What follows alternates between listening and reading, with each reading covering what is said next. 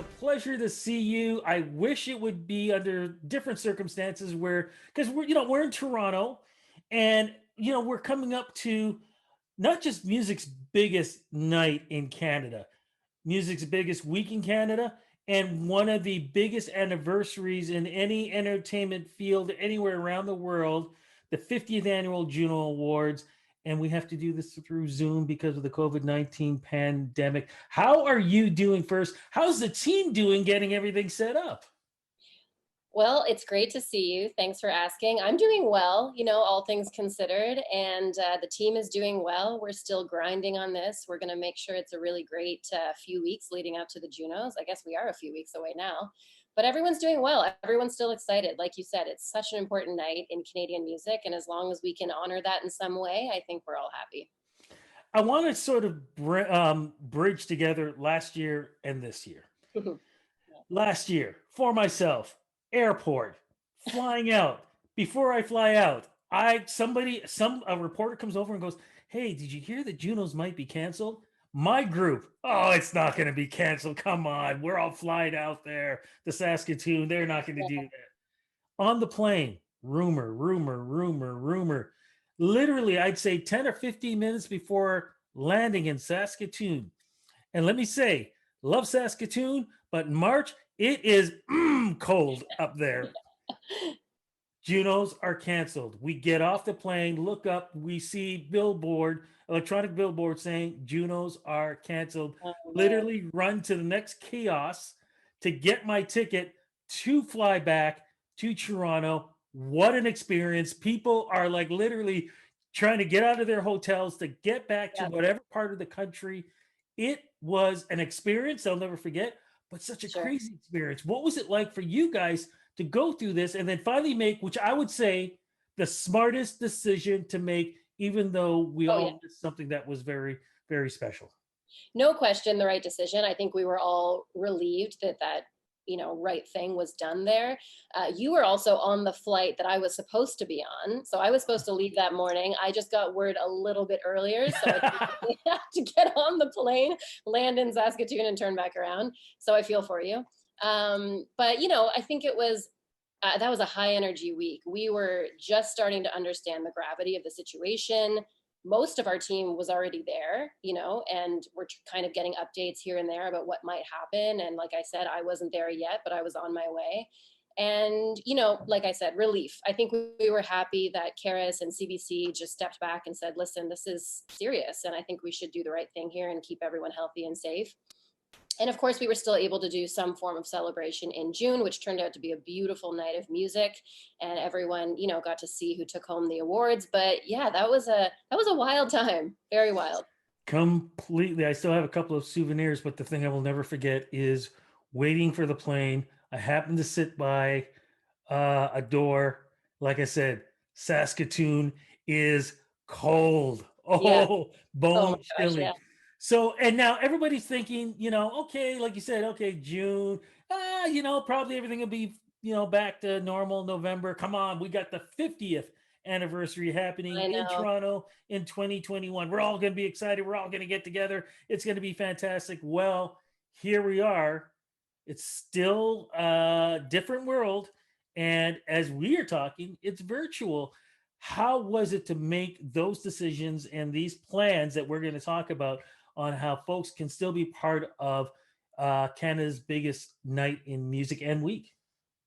Well, once again, I think it was the right decision. I think we all can agree that we're just not there yet. We're not in a place where we can be comfortable with having these large in-person live events, and things are still closed and possibly opening up. And so I think the smart thing was just to really sort of consolidate and figure out what we could do from a virtual format so that it's still impactful. And I think hopefully we've done that.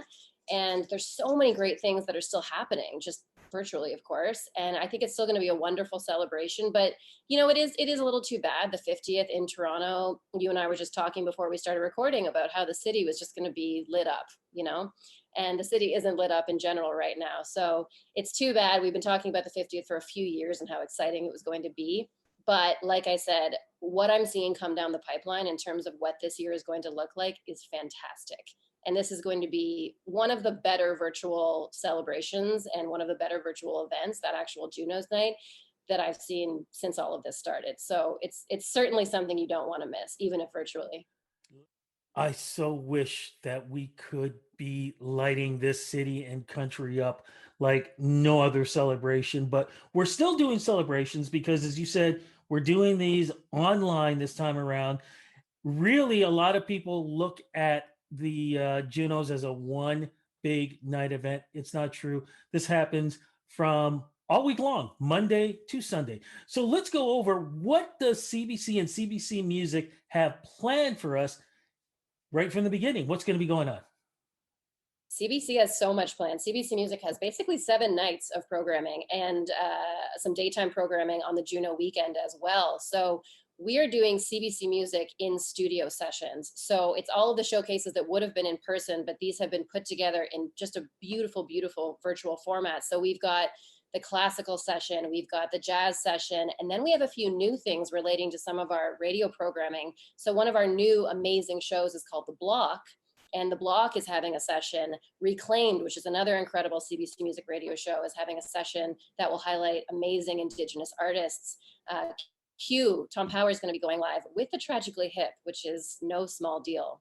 Yeah, so this will be a really special reunion for them. And can I jump in? And sorry to interrupt you, because as we speak well. to, the Tragically Hip just announced they're releasing new music. So is Tom going to be talking about this? That's right. I mean, leading up to the Junos, Tom's going to be talking about that new music on Q for several weeks to come. And there's 6 songs that I believe were recorded back in the 90s, but they're being resurfaced from the Road Apple sessions. And Tom's going to be talking to those 4 guys on, I believe that one is on the Monday of Juno week. So that's May 31st. So yeah, exciting stuff. That is amazing. Plus the fact induction too. I mean, the Tragically Hip, considered one of the, if not the greatest bands to ever come out of the Great White North. Something else going on. What's going on with Feist? I want to jump in with that since we're talking about one great group. Let's talk about one great artist. So additionally, more great Tragically Hip news is that they have not really had a televised performance since Gord's passing in 2017. And it was announced that the Tragically Hip will be performing with Feist at the Junos during the Junos broadcast, which is just huge. Absolutely, because we haven't seen Feist in a while, but we know she's been busy too. It's kind of funny. I actually just recently uploaded on Facebook with 1, 2, 3.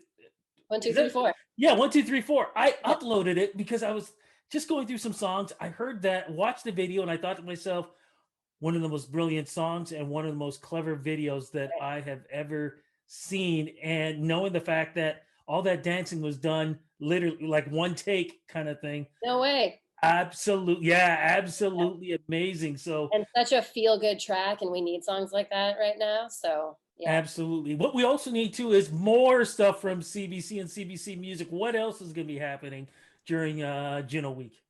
Well, we've got the Jewel of Juno Week still happening, which is the Songwriter Circle.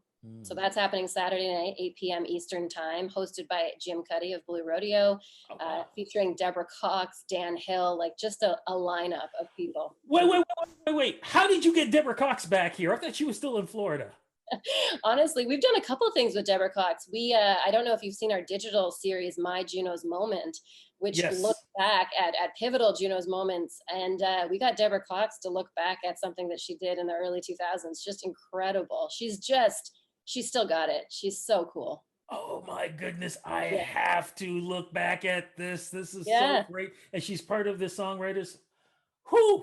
Yeah, it's going to be really, really special. And then something else that's been announced is what used to be called the gala. So you and I remember the gala is the in-person big dinner where they hand out 37 awards of the whole program. Mm-hmm. So that's now the opening night awards. That's happening on the Friday night, Friday, June 4th, that will be. And that's a huge lineup too. We've got Toby, Amoy, Mono Whales, the masterclass of this year. So a really, really great group of performers, and another long night of awards. Like that's a great night where the majority of things are handed out. So that's a super special one to tune into as well. And of course, I want to let folks know that I've had a chance to talk to Mono Whales, Amoy, a lot of other these artists too. So of course, go back on Rudy Blair Entertainment Media, rudyblairmedia.com. I'm going to pat myself on the back.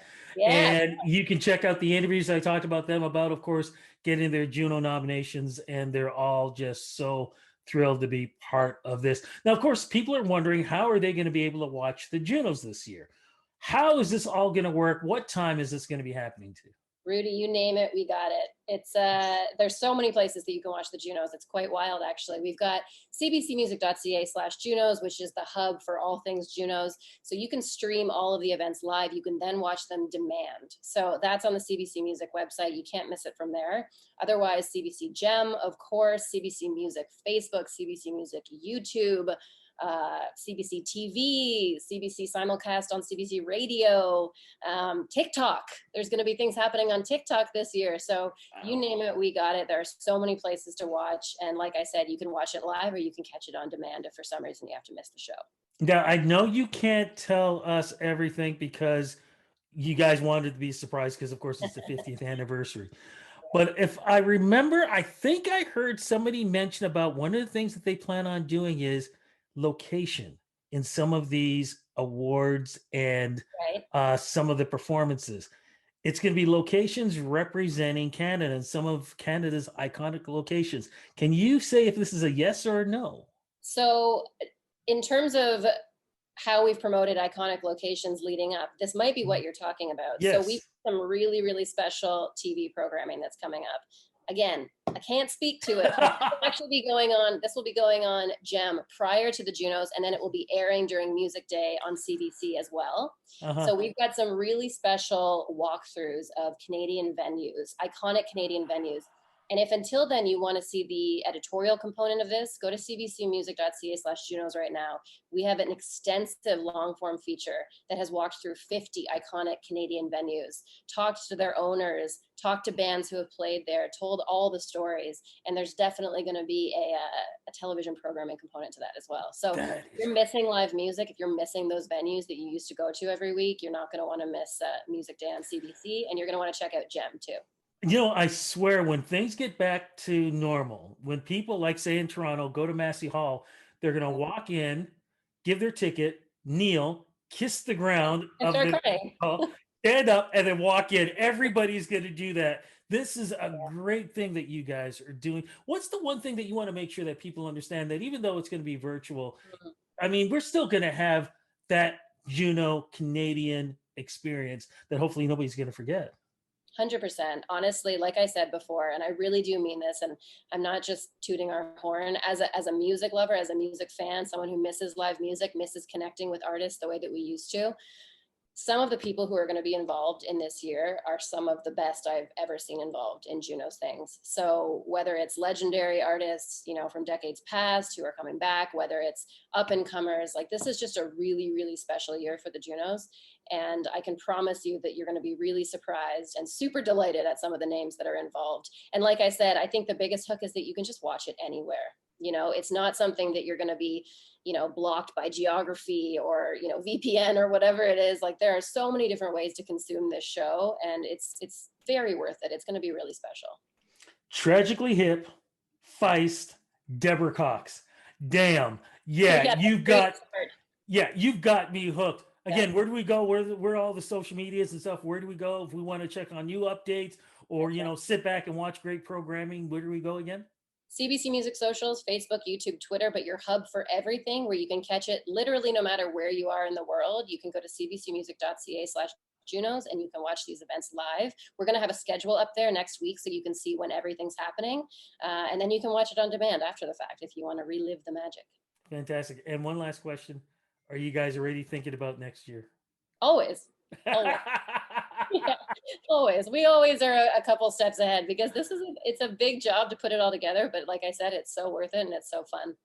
Cannot wait. Jess, thank you so much. Please thank the rest of the team for doing what they're doing for us, because this is going to be a great year. It's going to be kind of funny because usually, like you talked about, the what was the gala dinner, I'm used to being with the rest of my buddies in the press area, having great meals and waiting for those winners and nominees all come back and doing one-on-one interviews. I'm used to the same thing on the big night when the awards are giving out, but it's going to be kind of nice in the same way too, and being able to watch the show, still doing my interviews, but virtually. But when I'm done, I kind of like walk over, drop in the bed, go to sleep. So, yeah. And you know what? I do think that there's a level of still craving connection more than anything during this time. And sure, we're not getting it in person, but everyone who's plugged into the show, whether you're an artist or a fan or a producer, or you're involved in some way, you're all online watching it at the same time. Like, you're all still involved. You can communicate on social, you can, call out your favorite artist and get involved in different ways. So I think, in a sense, it sort of levels things out so that everyone's really involved at kind of the same degree. It's not like there's this big flashy event happening and people can't really access it. It's like, we're all in it together. We're all watching, we're all having fun with it. And then, yeah, you can go to bed right afterwards. Yeah, but I still miss the CBC Juno after party though. Damn. Yeah, I have to say. Yeah. Thank you again. Be safe. Hopefully I'll be able to get to see you soon when things are, settled down, whatever else. But again, thank you. Thank the team. Thank for everybody at CBC and CBC Music for making sure Canada's biggest music night and week continues. I'll do that. And thanks so much for the support, Rudy. We really appreciate it.